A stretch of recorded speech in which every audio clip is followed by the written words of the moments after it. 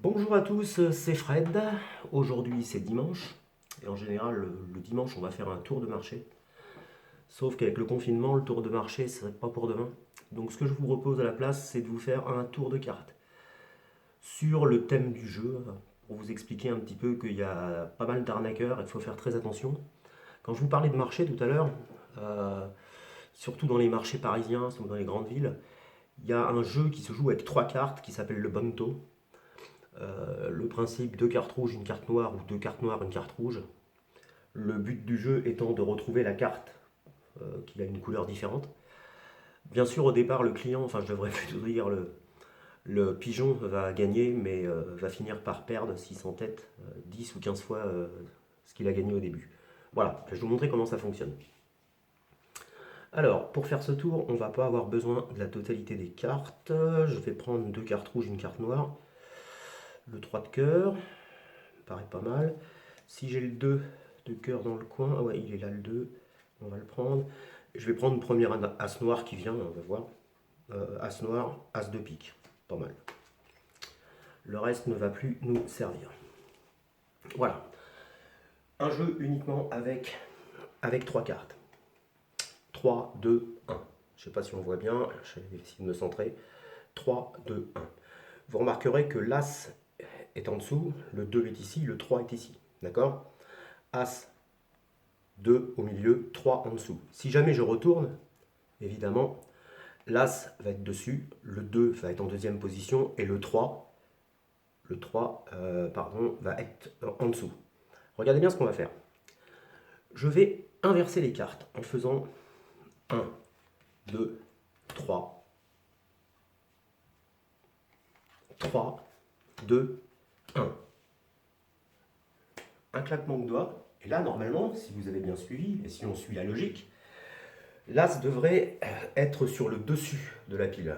Alors que si je vais vous montrer, étrangement, l'As apparaît en deuxième position, ce qui n'est absolument pas logique. Continuons. J'espère que vous allez bien voir. Je vais mettre le 2 dans cette position-là. Je vais mettre l'As au milieu, ici. Et je vais mettre le 3 à ma droite, c'est-à-dire à votre gauche. D'accord? L'As est au centre. Si je prends l'As, que je l'avance un petit peu, je prends le 2, je le glisse à la place de l'As, je reprends mon As et je le mets ici. 80% des gens vont se dire l'As est dans cette position-là, c'est-à-dire à votre droite ou à ma gauche, ici. Pourtant, il suffit de claquer des doigts pour faire constater que l'As se retrouve au milieu, ici. Le 2, lui, se retrouve ici, à gauche. Et le 3, lui, n'a pas bougé. D'accord? Le 3 n'a pas bougé. Je ne sais pas si je suis bien centré, hein. J'ai un peu de mal à me centrer. Continuons. 1, 2, 3. 1, 2, 3. On va faire différemment. L'As est en dessous, vous le voyez ici. L'As, je vais le mettre, je vous le montre, l'As, je vais le mettre au milieu. Le 2, vous voyez le 2, ouais. Le 2 va venir à votre droite ou à ma gauche. Le 3, lui, va venir ici. On va essayer de les... Voilà, comme ça. Je vais prendre le 3. Et là, je vais vous montrer un mouvement un peu particulier qui est très trompeur, qui s'appelle le mouvement du bonto mexicain.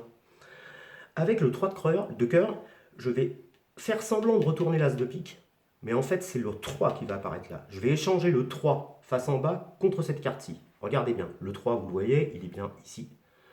Le 3, j'échange contre la carte qui était initialement au milieu, c'est-à-dire l'as.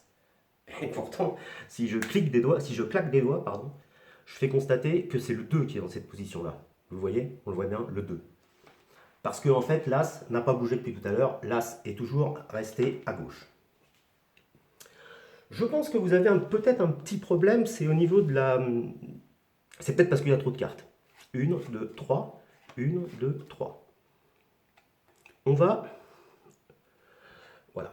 On va carrément se séparer, je vous montre, carrément se séparer du 2. Le 2, on va le laisser dans cette position-là. D'accord? Ici, mon As, que vous voyez, As et 3.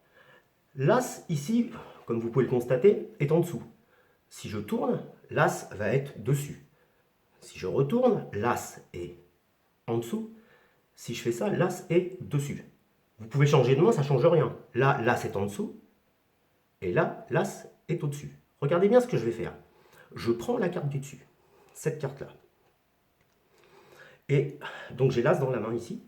En tapotant légèrement, je vais la faire se transférer à la place de la carte qui est là. 1, 2, 3, c'est parti. Bah oui, c'était plus le 2. Non, c'est pas possible. Qu'est-ce que j'ai fait? Le 2 est là. Et puis là, bah là c'est le 3. C'est pas possible. Ça voudrait dire que depuis le début, mon As est dans cette position-là. C'est quand même vachement curieux, vous trouvez pas? Essayons autre chose. Parce qu'en fait, je vous ai baratiné depuis le départ.